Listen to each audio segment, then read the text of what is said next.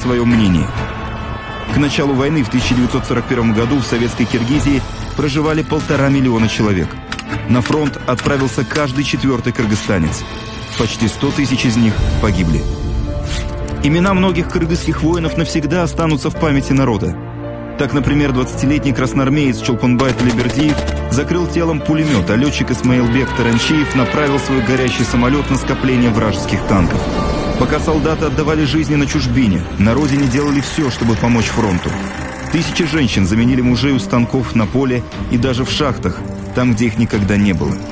Кыргызстан поставлял фронту уголь, свинец, нефть, продукты. По всей республике задымили трубы заводов и фабрик, эвакуированных из Украины, России и Беларуси. Всего сюда привезли 38 крупнейших предприятий, где изготавливали ртуть, металлические изделия, ткань, лекарства, обувь, сахар. За годы войны объем промышленной продукции Кыргызстана возрос на 22%. В сфере металлообработки показатели выросли в 3,5 раза, а машиностроение более чем в 10 раз. Республика стала вырабатывать в 1,5 раза больше электроэнергии. Работницы заводов приходили домой поздним вечером, но и после работы они не отдыхали. Ночь напролет они шили бойцам тулупы, вязали варежки, шарфы. Теплая одежда, изготовленная руками кыргызских женщин, вагонами шла на фронт. Дорогие красноармейцы, у меня нет детей. Однако любовь у меня к вам такая, словно вы все мои сыны родные, горячо любимые. Я посылаю вам то, что смогли сделать мои старые руки.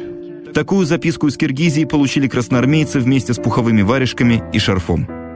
Люди отправляли на фронт все, что только могла дать кыргызская земля.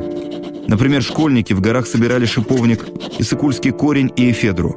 Потом из этих растений делали лекарства и витамины для лечения раненых солдат. В столицу Киргизии были эвакуированы сотни светил советской науки. Сюда переехали Институт биохимии, генетики, микробиологии, палеонтологии. Именно во Фрунзе изобрели препараты для лечения от воспаления легких, бруцеллеза и менингита, вакцину от дизентерии. Именно в советской Киргизии был озвучен революционный способ лечения гангрены.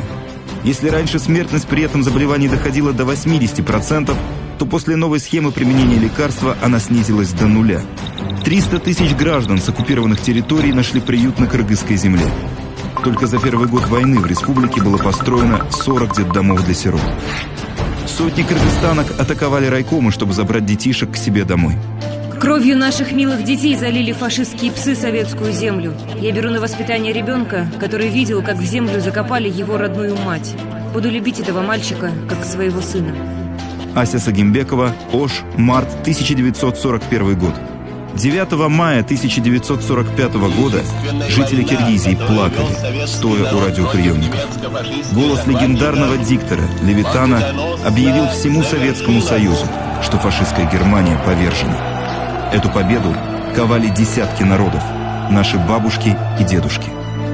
Помним, гордимся.